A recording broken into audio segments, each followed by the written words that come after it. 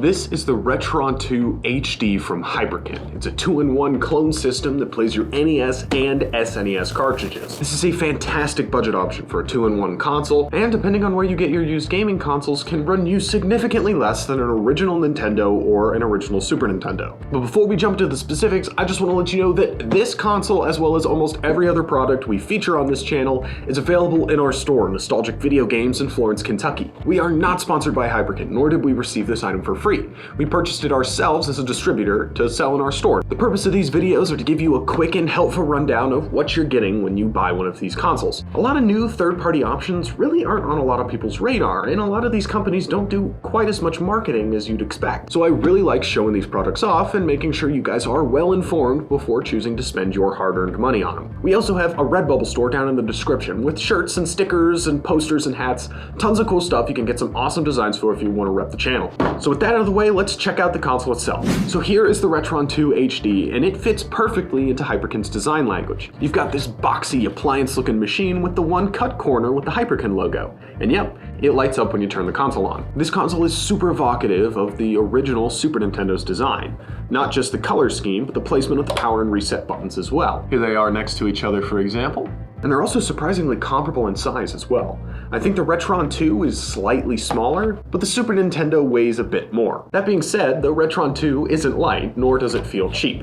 Hyperkin does a fantastic job at making their consoles feel like game consoles and not just cheap plastic boxes with a motherboard in it. You've got nice high quality plastic with rubber feet on the bottom so it doesn't slide around anywhere. All of the switches feel fantastic and don't stick. Quick overview of everything that is on the console itself. You have your NES cartridge port as well as your Super Nintendo port. Now, unlike some other Hyperkin consoles and some other third-party consoles in general, these pins really aren't that much of a death grip.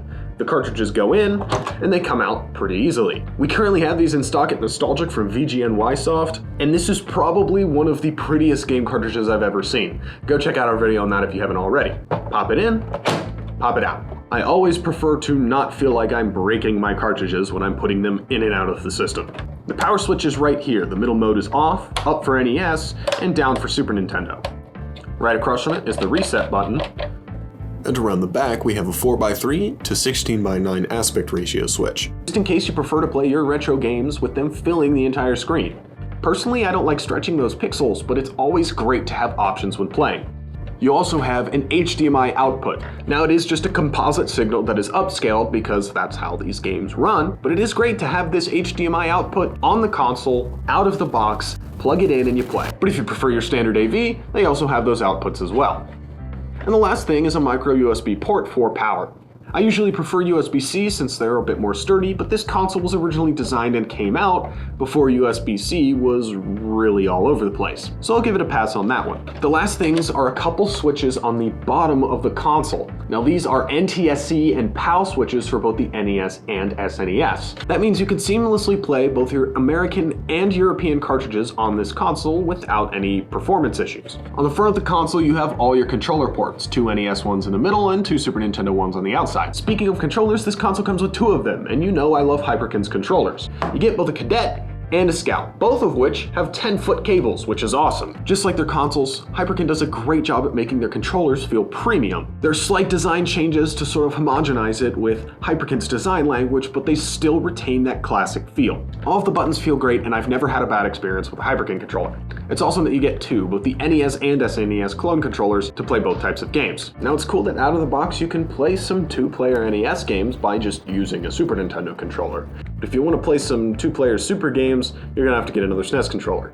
But in the end, I'm always happy with Hyperkin's controllers, and it's always awesome to add another Scout and Cadet to my collection. These also work on original consoles and other clone systems, which is just awesome. Besides those, you get your micro USB cable, as well as a USB power adapter, which is awesome. I love when they include these. Your AV cables, and a standard 3-foot HDMI cable. You get everything you need to play this console out of the box, except the games. This console is designed to play your original cartridges, so it does not have games already preloaded onto it. Hyperkin also has a bunch of other Retron systems, all at different price ranges, that play tons of different consoles. So if you really only care about the Nintendo and Super Nintendo, the Retron 2 is the option for you. But if you want to also play Genesis games, maybe look into the Retron 3.